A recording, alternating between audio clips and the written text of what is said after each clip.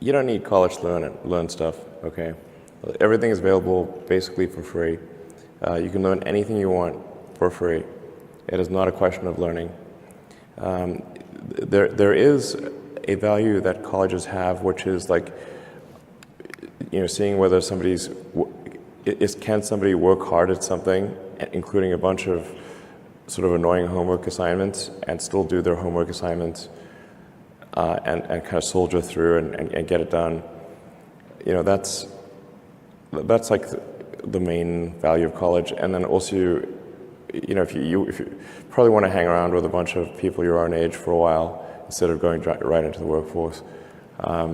So I think colleges are basically for fun and to prove you can do your chores, but they're not for learning. But there is a requirement of evidence of exceptional ability.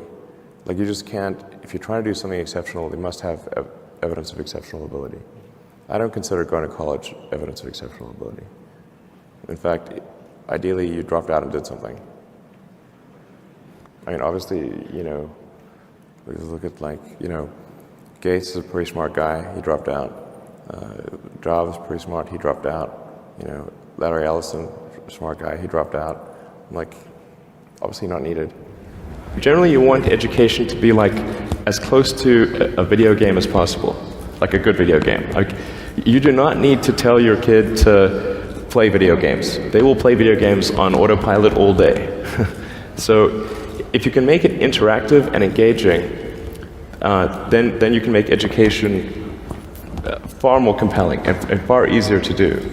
So you really want to disconnect the whole grade level thing from the subjects. Allow people to progress at the fastest pace that they can or are interested in each subject. It seems like a really obvious thing.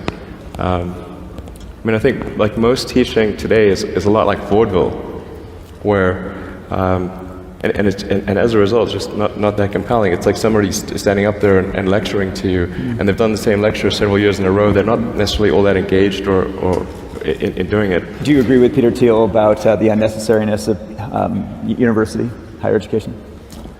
A university education is often unnecessary.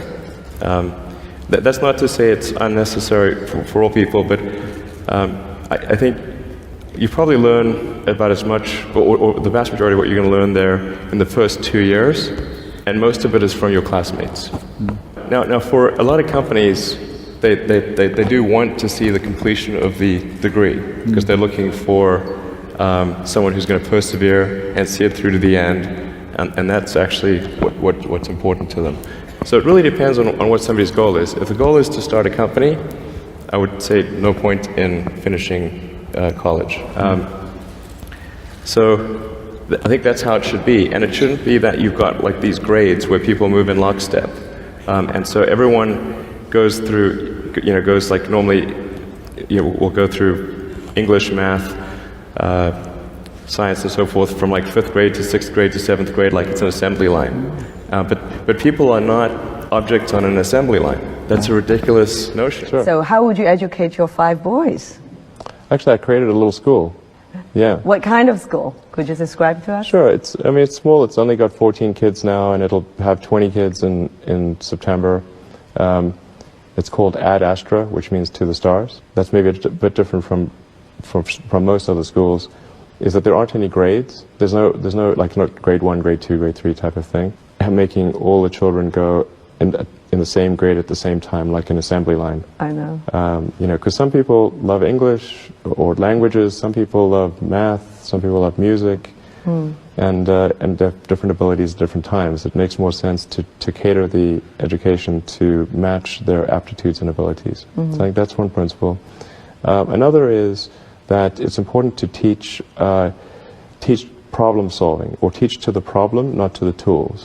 So this would be like, let's say you're trying to teach people about how engines work, or you could start by a more traditional approach would be to say, well, we're going to teach you all about screwdrivers and wrenches, and you're going to have a course on screwdrivers, a course on wrenches, and all these things. And this is a very difficult way to do it. A much better way would be like, here's the engine. Now let's take it apart. How are we going to take it apart? Oh, you need a screwdriver. That's what the screwdriver is for. You need a wrench. That's what the wrench is for.